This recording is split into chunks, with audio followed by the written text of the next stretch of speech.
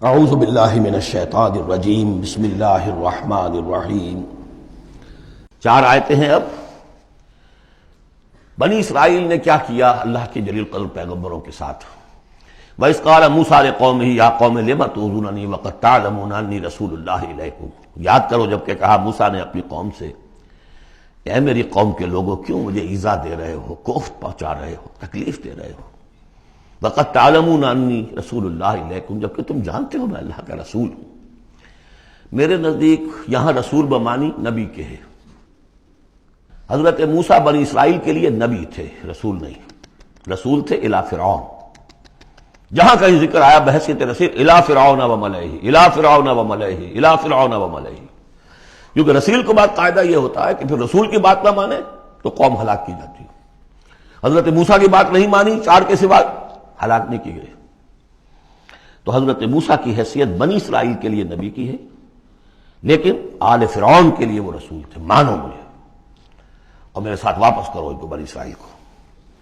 وَقَدْ تَعْلَمُونَ أَنِّي رَسُولُ اللَّهِ إِلَيْكُمْ، جانتے ہو میں اللہ کا نبی ہوں۔ فَلَمَّا زَاغُوا، جب وہ کج ہو گئے، ٹیڑھے ہو گئے، أَزَاغَ اللَّهُ قُلُوبَهُمْ، اللہ نے بھی ان کے دلوں کو ٹیڑھا کر دیا۔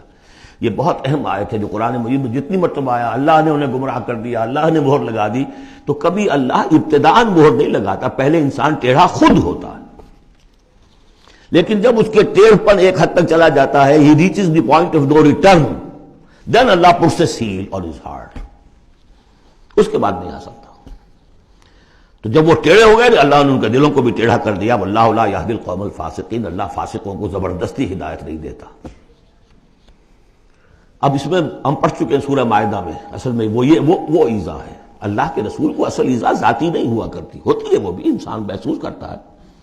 اور میں بتا چکا ہوں آپ کو سورہ احزاب میں کہ حضور حضرت موسیٰ کے ساتھ بھی اس طرح کا معاملہ کیا، لیکن حضور کے ساتھ بھی کیا، لیکن اصل ایذا جو یہاں ہو رہی ہے قتال کے لفظ کے ذکر کے ساتھ جو آ رہی ہے وہ یہ ہے۔ وَإِذْ قَالَ عِيسَىٰ ابْنُ مَرْيَمَ، دوسرا دور۔ اب یہ ہے رسول، اصل میں بنی اسرائیل کے لیے رسول بن کر آئے وہ حضرت عیسیٰ، رسولاً الی بنی اسرائیل۔ سورہ آل عمران کی وہ الفاظ بہت اہم ہیں۔ وَإِذْ قَالَ عِيسَىٰ ابْنُ مَرْيَمَ يَا بَنِي إِسْرَائِيلَ إِنِّي رَسُولُ اللَّهِ إِلَيْكُمْ، اور جب یاد کرو جب کہ کہا عیسیٰ ابن مریم نے، اے بنی اسرائیل میں اللہ کا رسول ہوں تمہاری طرف، مصدقا لما بین یدی من التوراۃ، اور میں تصدیق کرتے ہوئے آیا ہوں اس کی جو میرے سامنے ہے تورات میں سے، ومبشرا برسول، اور بشارت دیتے آیا ہوں ایک رسول کی، یاتی من بعدی، جو میرے بعد آئیں گے، اسمہ احمد، جن کا نامی احمد ہے، صلی اللہ علیہ وسلم، احمد مجتبی۔ فلما جاءہم بالبینات، یہ وہی حضرت عیسیٰ کے بارے میں جب وہ آئے کھلی نشانیاں لے کر، معجزے لے کر، عظیم ترین معجزے لے کر، قالوا ھذا سحر مبین، انہوں نے کہہ دیا یہ تو سحر مبین ہے۔ ومن اظلم ممن افترا، اب یہ تیسرا دور ہے، اب محمد رسول اللہ آ گئے ہیں صلی اللہ علیہ وسلم، اور وہ ہم پڑھائیں سورہ بنی اسرائیل میں، عسیٰ ربکم ان یرحمکم وان عدتم عدنا، اے بنی اسرائیل تم ہمارے لاڈلے تھے، اس میں کوئی شک نہیں، ہم نے تمہیں چنا تھا، اخترناہم علی علم، لیکن تم نے اپنی بد عملی کی وجہ سے اپنے آپ کو راندہ درگاہ بنا لیا، لیکن ہماری محبت اب بھی موجود ہے۔ عسیٰ ربکم ان یرحمکم، تمہارا رب اب بھی تمہیں رحم کرنے کے لیے تم پر تیار ہے۔ وَإِنْ عُدْتُمْ عُدْنَا، لیکن تمہارا طرز عمل وہی رہا جو پہلے تھا، تو ہم بھی وہی کچھ کریں گے جو ہم نے پہلے کیا، اسی طرح پٹوائیں گے تمہیں۔ نبوکدنضر سے پٹوایا، اور گریک سے پٹوایا، اسیرین سے پٹوایا، رومن سے پٹوایا، اور اب اس صدی میں آ کر جرمن سے پٹوایا۔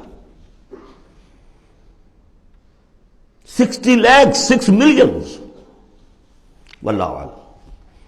بہرحال اب تیسرا دور آیا، ومن اظلم ممن افترى علی اللہ الکذب، اس سے بڑھ کر ظالم کون ہوگا جو اللہ پر جھوٹ تراشے، وہو یدعی الی الاسلام، بلایا جا رہا اسلام کی طرف، اب محمد رسول اللہ انہیں دعوت دے رہے ہیں۔ واللہ لا یہدی القوم الظالمین، اللہ ایسے ظالموں کو زبردستی ہدایت نہیں دیتا۔